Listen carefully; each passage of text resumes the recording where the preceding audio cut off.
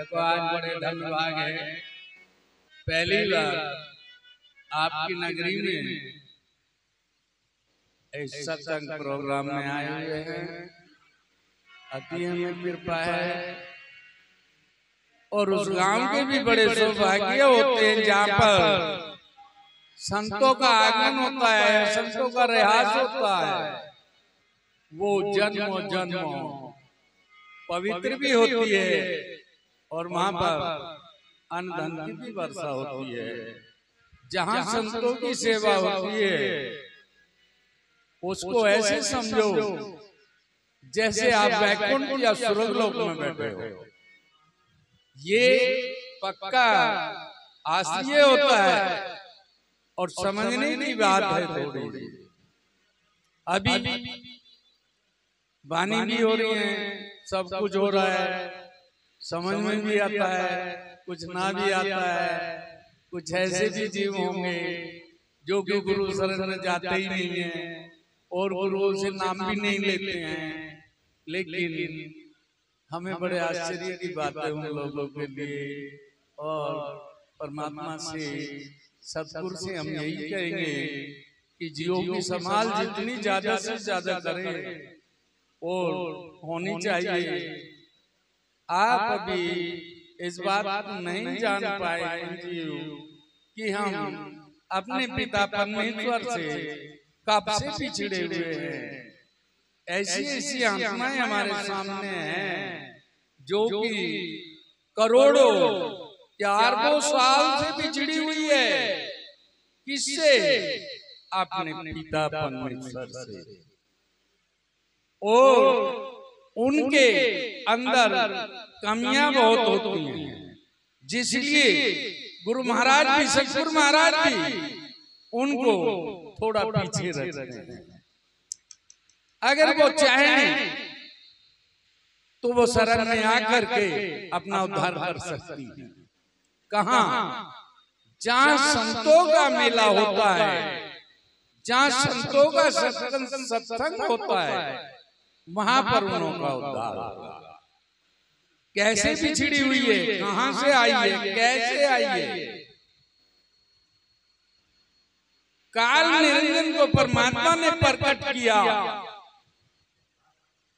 काल निरंजन को, और काल निरंजन से उन्होंने अपनी शक्ति के बोल देकर के कहा, चलो हमने तुम्हें काल निरंजन बनाया है, आप इस पृथ्वी पर रचना कीजिए। तो काल निरंजन ने 70,000 लोग की एक बार भजन किया है, 70,000 एक बार किया है। तो उन्होंने सबसे पहले शिव का ही प्रयास किया। शिव को पत्नी बड़ी मिली। शिव कहीं बाहर नहीं है, शिव भी तुम्हारे अंदर है। काल, काल क्या है? उसने ये गिलाफ बनाया है, ये शरीर बनाया है। इनको प्राप्ति होने के लिए, चलने के लिए, फिरने के लिए, बोलने के लिए, काम करने के लिए इस शरीर के अंदर 50,000 जोगड़ी भजन करके काल से कहा, इसमें प्राकृति लगाओ, इसमें 10 विकार, इसमें 10 ज्ञान इंद्रियां हैं, कर्म इंद्रियां। इसमें जब ये चीजें लगा दी गई, बोला प्रभु ये तो सब तैयार कर दिए, तो हिलता भी नहीं। बोला हिलेगा। तो कहा चलो हम तुमको ज्योति देते हैं। तो उन्होंने अपनी शक्ति दे करके अलौकिक एक ज्योति शिव के अंदर, जिसको तीसरा नेत्र कहते हैं, उसी को आत्मा कहते हैं। आत्मा हमारी मस्तक के पीछे होती है, नाकों के पीछे। आत्मा से ही हमको बाहर का प्रकाश मिलता है। बाहर से देखते हैं, बाहर से देख करके कर्म करते हैं, कर्म इंद्रियों के द्वारा कर्म करते हैं। 5 ज्ञान इंद्रियां, 5 कर्म इंद्रियां। जब इनका ज्ञान हो जाता है तो स्वयं परमात्मा की तरफ को खिंचाव हो जाता है। आंख अपना ज्ञान देती है, नाक अपना ज्ञान देती है और कान अपना ज्ञान देता है, मुंह अपना, जीवान अपना ज्ञान देती है, हाथ लिंगदाई अपना, कान अपना कर्म देते हैं। अगर तुम्हारे शरीर में कहीं खुजाई लगेगी तो आपका क्या चलेगा? कान आवाज दे रहा है कि तेरे यहाँ खुजाई लगेगी, जिसको खुजाओ, तो क्या जाएगा? हाँ। अगर तुम्हें कोई बदबू, कोई बायस तो उसकी बदबू आएगी तो कौन बताएगा आपको? नाक। तुरंत क्या तो उठ जाओगे या कपड़ा लगाओ। आंख, जब कोई चीज देख लोगे आप या रख आओगे तो दूसरे को बताओगे वहां रखी है, देख के ले आना। तो कहीं जाओ, पैरों से चल के जाओगे और उस काम को करोगे और लाओगे। तो ये एक इंद्री के साथ में एक कर्म इंद्री का और ज्ञान इंद्री का योग, जब इनको समझ लेते हैं तो जीव को कुछ ज्ञान प्राप्त होने लगता है। आप जब उसका प्राप्त होने लगता तो उसको शुद्ध बुद्ध आ जाती है। कहीं चल के गुरु से शिक्षा ली जाए, गुरु से नाम बख्शिश हो जाए। गुरु हर जीव को बनाना चाहिए, गुरु बिना पीछा नहीं, गुरु ही रास्ता बताएगा।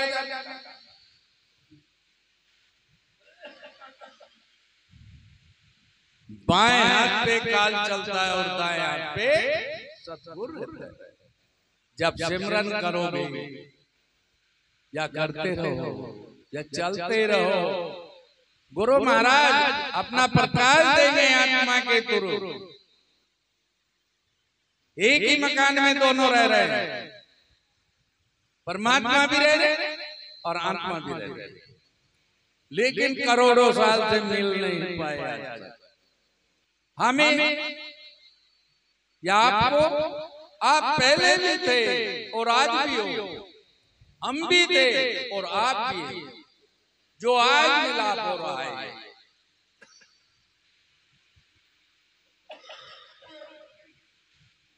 जो आज मिलाप हुआ है, तो देखिए गुरु से नाम लेना चाहिए, तभी यार परमात्मा से हमारी आत्मा में मिल सकती है। नहीं तो ये रोती ही रहती है। अभी आदमी गलत कर्म करने को जा रहा, लेकिन आत्मा रोकती है उसको, कहती है बुरा कर्म मत कर, लेकिन ईर्ष्या, काम, आशा, तृष्णा, दुर्मत, ईर्ष्या ऐब कर रहा है, दिखाई नहीं दे रहा, एक दूसरे के पीछे पड़ा हुआ, एक दूसरे का नुकसान कर रहा है, एक दूसरा दूसरे को खा रहा है। तो ये क्या है? ये सिर्फ काल का चक्र है। नरक कोई ऊपर नहीं है, नरक नहीं है। कौन सा है नरक और कौन सा स्वर्ग है? जो जीव गुरु संतों की शरण में होते हैं, भले चाहे नादारियों बच्चे को पैसा कमाओ, लेकिन उसका गुजारा उसमें भी होगा और घना आवेगा तो भी होगा, लेकिन वो फिर भी सूरत में होगा। और मनमुखी अनर्थ, ईर्ष्या जिनके अंदर भरी हुई, काम, क्रोध, मद, लोभ, मोह के ठट्टे लगे हुए हैं, आत्मा पर कालस चढ़ चुकी है, लेकिन वो छूटेगी तब गुरु की शरण में जाएंगे और सिमरन करेंगे। तो देखो सभी के लिए है, माताओं, बहनों, भाइयों, बंधु, सबका दर्जा बराबर है सिमरन करने का। क्यों? आत्मा अलग अलग है, नाम उसका आत्मा एक ही है, कोई दो नहीं है। हमें इसको पहचानना है, अपने अंदर पहचानना है। जो बाहर दिखाई देता वो अंदर भी दिखाई देता। यहाँ कुछ भी नहीं जितना काफले अंदर दिखाई देता, लेकिन भय किसका है? डर नहीं होना चाहिए। जीटी रोड है, गुरु महाराज कहता है जीटी रोड खिंचवा दिया तुम्हारे लिए, चले आओ फटाफट। नाम एक ऐसी चीज है, अपने जीव को खींच ले। परमात्मा छोड़ेगा नहीं, ले जाएगा, और सृष्टि नष्ट होएगी नहीं और ना होने वाली। पता नहीं कब से बसी हुई, सब लोग अनुमान ही कहते हैं, इसका आदि सदियों से चली आ रही है। और कर्म करो, सिमरन करो, कहीं कुछ मत लगा, गुरु पे ध्यान लगा कर बैठ जाओ, गुरु अपने आप ले जाएगा, गुरु अपने आप ले जाएगा। लेकिन इसमें भी सिर नहीं होती। 16 की तो 14 क्लास चल रही है। अब ये देख लो, अगर बीए पास में पढ़ा रहा है तो ले जाएगा, और वो 10वें में, 8वें में, 6ठे में वो मास्टर बन के आ गए तो वो तो तुम्हें 8वें 10वें पे छूटे, आगे दौड़ जाओ। नहीं,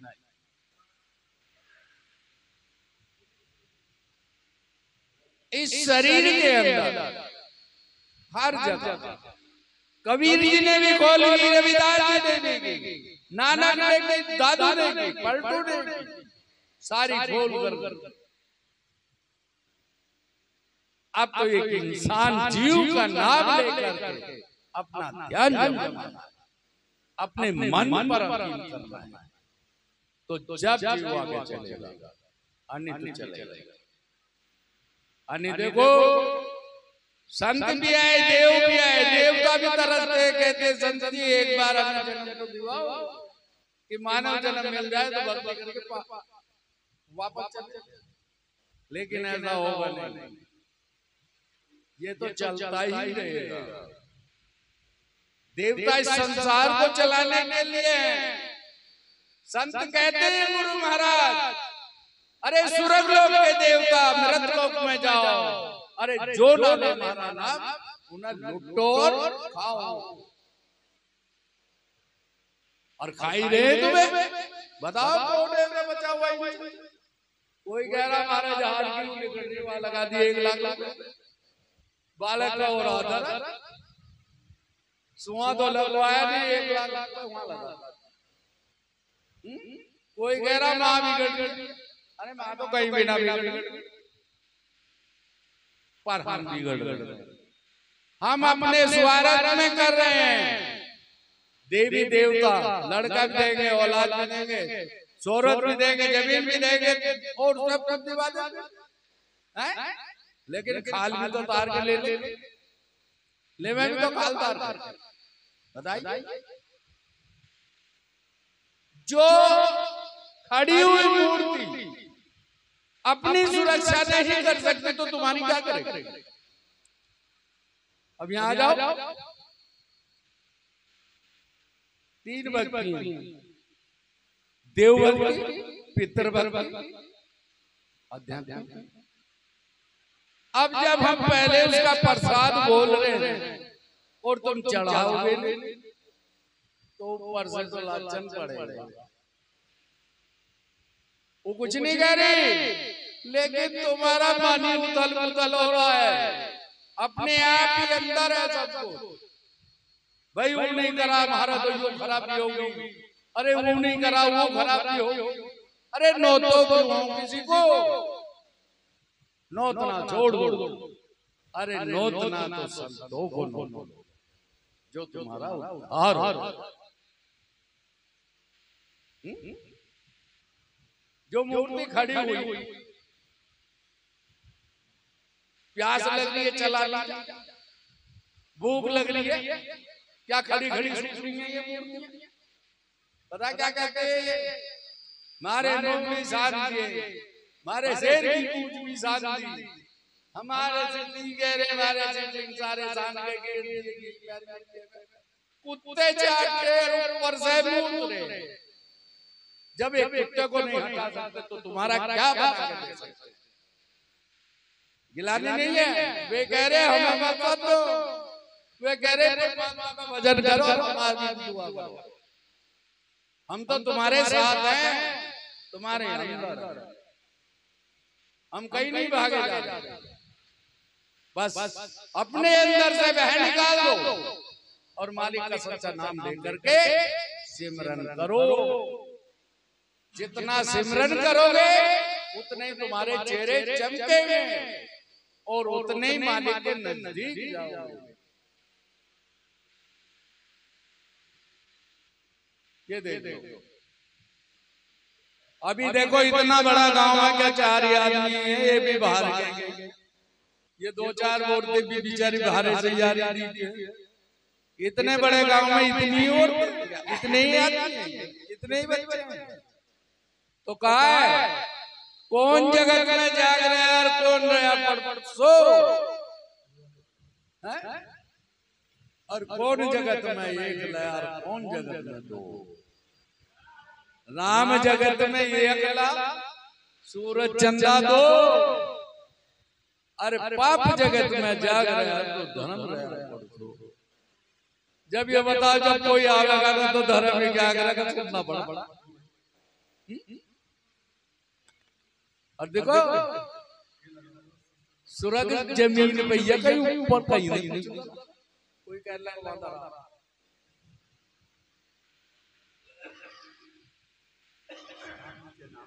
और नरक भी है। नरक वो है जिसके घर में हर दम कलेश रहता है, मार धाड़ रहती है, उल्टे खान पान है उनके, ये सब नरक का रास्ता है। कहना सुनना मानते नहीं।